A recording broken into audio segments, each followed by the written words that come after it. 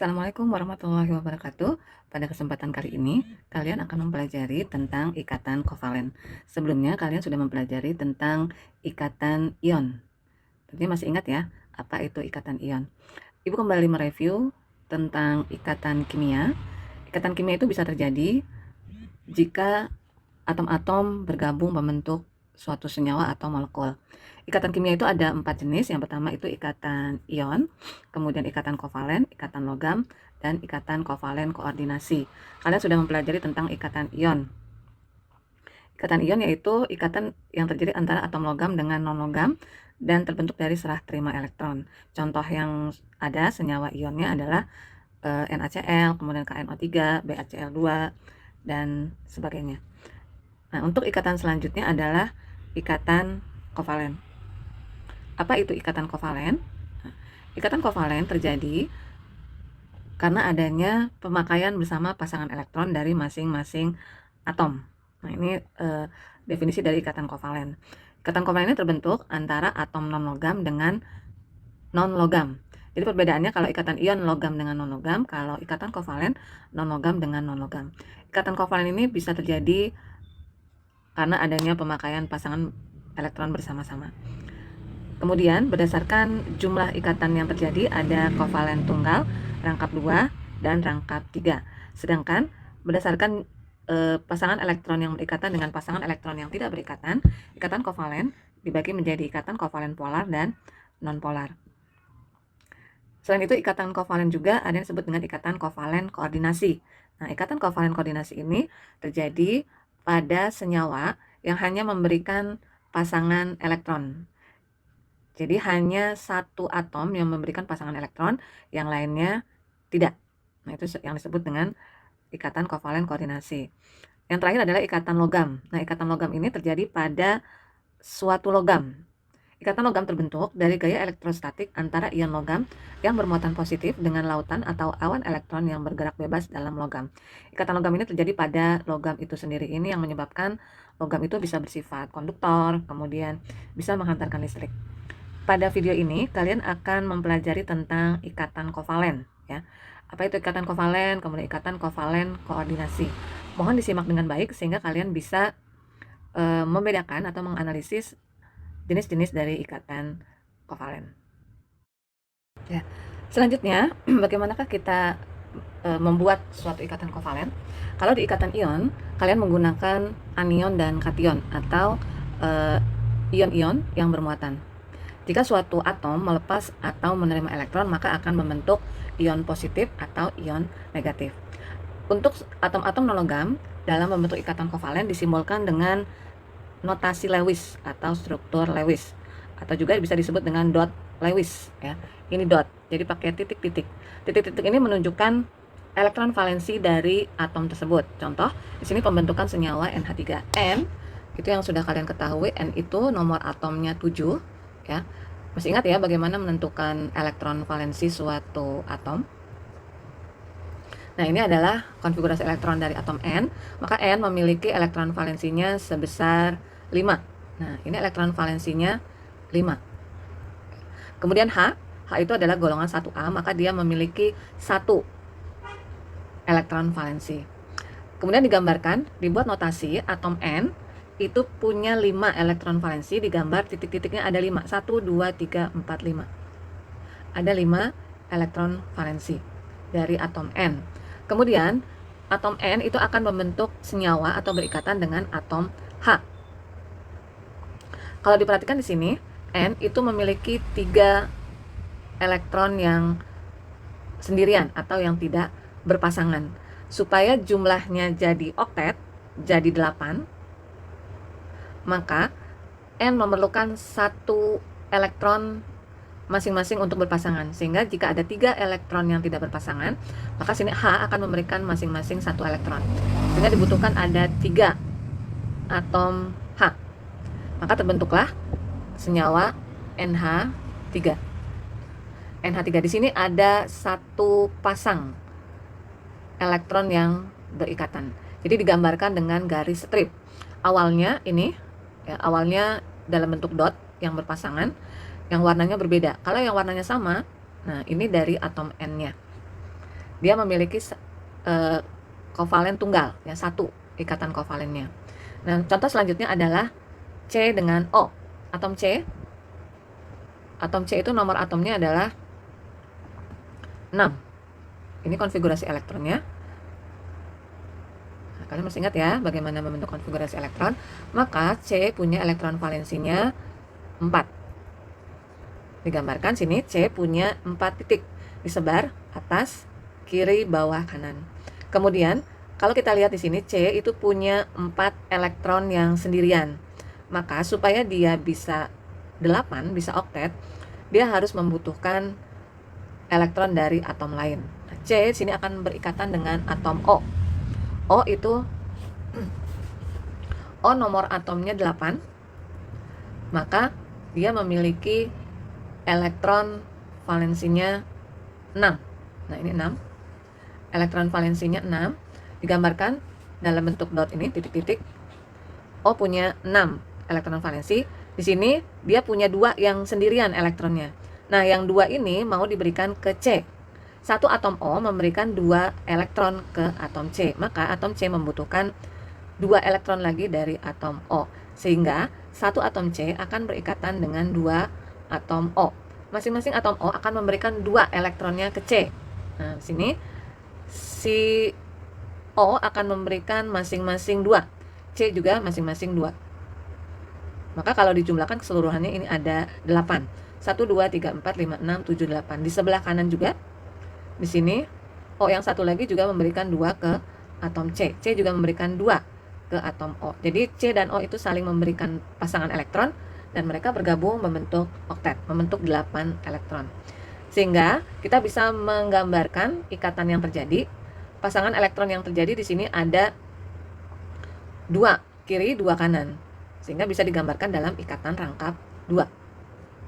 Nah, yang titik-titik di atom O ini adalah elektron yang tidak berikatan yang dimiliki oleh O. Di sini kita bisa katakan untuk pasangan elektron yang berikatan dari masing-masing atom yang berbeda disingkat sebagai PEI atau pasangan elektron ikatan.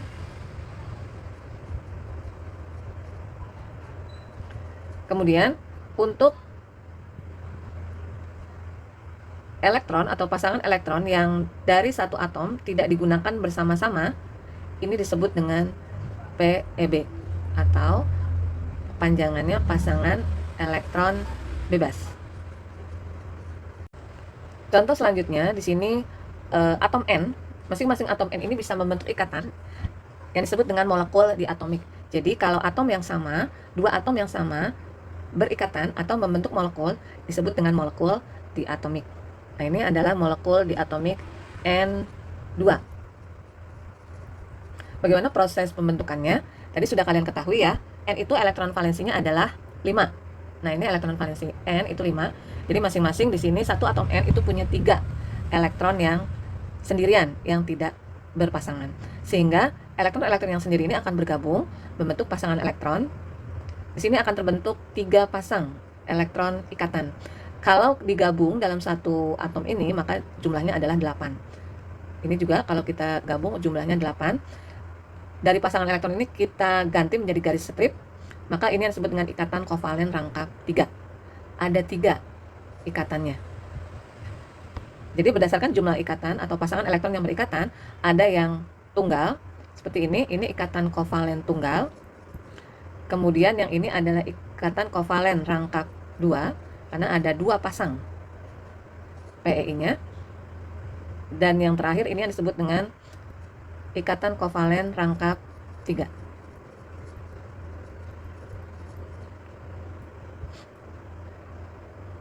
Selanjutnya, berdasarkan jumlah PEI dan PEB, ikatan kovalen dibagi menjadi ikatan kovalen polar dan ikatan kovalen non-polar. Ada ikatan kovalen polar, ya. Ini ikatan kovalen polar. Ikatan kovalen ini terjadi untuk atom yang mempunyai elektronegativitas lebih tinggi daripada atom yang lainnya, sehingga memiliki tarik-menarik yang lebih kuat. Akibatnya, elektron akan lebih dekat ke atom yang mempunyai elektronegativitas tinggi. Contoh ya ikatan kovalen polar, di sini bisa dilihat pada molekul PCl3. dan H2O. Kalau kalian perhatikan pada molekul di sini P sebagai atom pusat, ya. P punya 3 PEI.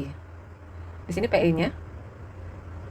P itu elektron valensinya 5. P elektron valensinya 5. Maka P kalau digambarkan ini notasi Lewisnya. Nah, P punya elektron valensi 5. Dia punya 3 elektron yang tidak berpasangan.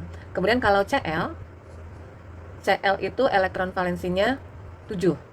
Maka kalau digambarkan notasinya seperti ini.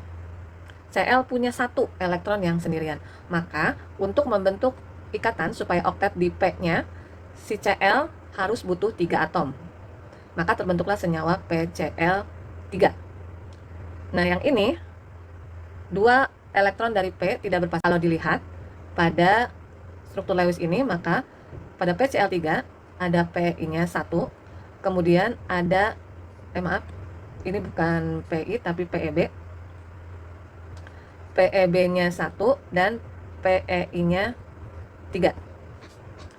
Karena P ini punya PEB, punya muatan elektron, sehingga dia memiliki elektronegativitas lebih tinggi dibandingkan atom Cl.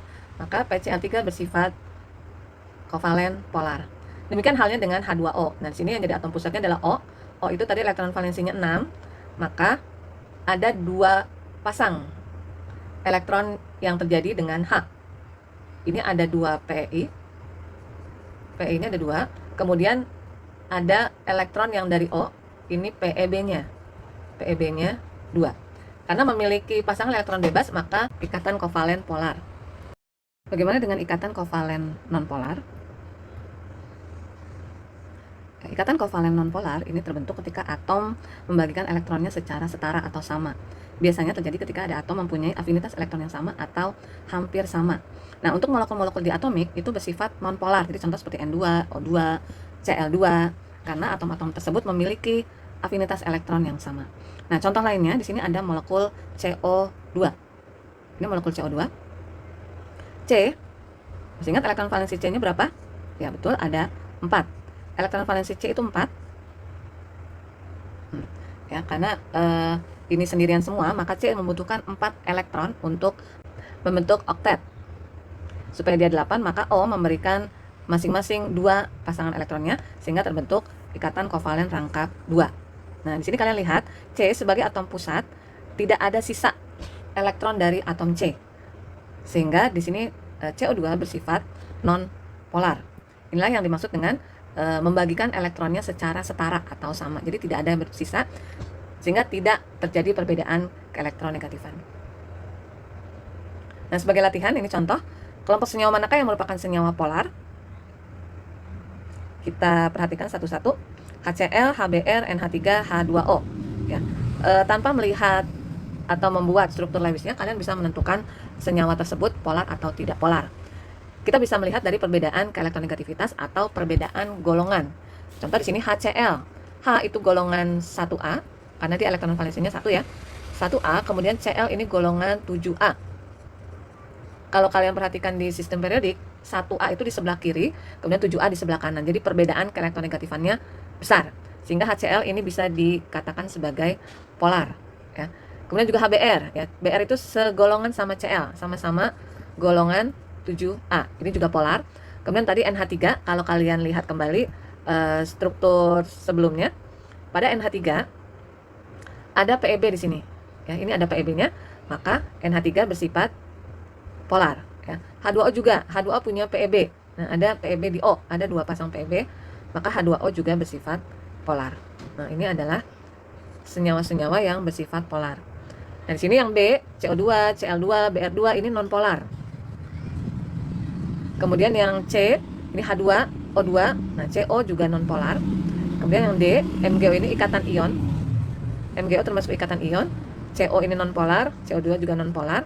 Yang E, SO2 ini nonpolar, Cl2 nonpolar, N2 nonpolar. Jadi kalau ada molekul diatomik seperti ini, atom yang sama berdua, Cl2, Br2, H2, O2, Cl2, N2, termasuk kovalen nonpolar. Kita sebut dengan molekul diatomik. Contoh selanjutnya, di sini ada data keelektronegatifan sebagai berikut. Berdasarkan data tersebut, senyawa yang bersifat paling polar adalah, kalau ada data keelektronegatifan, kita bisa melihat dari selisih elektronegativan masing-masing atom, maka yang bersifat paling polar adalah yang memiliki selisih paling besar. Nah, kita hitung, contoh sini C sama H. C 2,5, H-nya 2,1, maka selisihnya 2,5 dikurangi 2,1, ini 0,4. Kemudian NH3, N-nya 3, H-nya 2,1, di sini 0,9, PCl 3. Kemudian HF, PCl ini kita skip ya karena tidak ada data P-nya. HF, H-nya 2,1, F-nya 0, 4,0. Jadi ini selisihnya adalah 1,9. Kemudian H2O 3,5 dikurangi 2,1, 1,4. Selisih yang paling besar ada pada molekul HF. HF adalah senyawa kovalen yang bersifat paling polar. Yang terakhir adalah ikatan kovalen koordinasi. Berbeda dengan ikatan kovalen sebelumnya, pada ikatan kovalen koordinasi hanya satu atom yang memberikan pasangan elektron bersama. Ya. Jadi ikatan kovalen koordinasi ini adalah ikatan kovalen di mana pasangan elektron yang dipakai bersama hanya disumbangkan oleh satu atom. Sedangkan atom yang lain tidak menyumbangkan elektronnya. Jadi yang lain cuma numpang. Nah, contoh seperti ini HNO3. Nah, di sini ada ikatan kovalen yang di sini ya, NO, yang di sini juga ini ikatan kovalen. Nah, di sini ada N ke O yang memberikan pasangan elektron itu hanya N-nya saja, O-nya nggak ngasih. Ini disebut dengan ikatan kovalen koordinasi. Biasanya juga dituliskan dalam bentuk tanda panah. Ini ikatan kovalen koordinasi. Kemudian contoh lain di sini ada SO3. Pada SO3 sini S elektron valensinya adalah 6. 1 2 3 4 5 6. Kemudian mau berikatan dengan O. O itu juga 6. Nah, O yang satu ini memberikan 2 ke S dan S juga memberikan 2 ke O. Maka terbentuklah pasangan elektron ikatan sebanyak 2. Ada 2 ini. Ikatan kovalen rangkap 2. Nah, sedangkan yang ini yang memberikan hanya S saja. O-nya nggak ngasih. Ini disebut dengan ikatan kovalen koordinasi. Itu yang membedakan dengan ikatan kovalen yang biasa yang sudah dijelaskan sebelumnya. Nah, contoh di sini ada gambar struktur NH3BF3. Kalian tunjukkan manakah yang termasuk ikatan kovalen koordinasi. Ya, sini NH3. Nah, NH3, N itu elektron valensinya 5. Maka 3 elektron N berpasangan dengan H. Nah, ini ikatan kovalen tunggalnya. Nah, yang ini, yang 2 ini adalah pasangan elektron bebas dari N. Kemudian kita lihat yang B-nya, ini B, BF3. B itu elektron valensinya 3. B itu golongan 3A, boron. Ini elektronnya, ya. F itu golongan 7A. Maka F itu menyumbangkan 1 elektron ke B, B menyumbangkan 1 elektron ke F. Nah, ini ikatan kovalen tunggalnya. B nempel sama N. Jadi B itu tidak memberikan pasangan elektron ke N. Maka yang jadi ikatan kovalen koordinasinya adalah yang nomor 2 ini. Karena di sini B-nya nempel. B-nya sudah habis elektron valensinya. N memberikan 2 ke B, tapi B tidak memberikan pasangan elektron ke N. Ini yang disebut dengan ikatan kovalen koordinasi.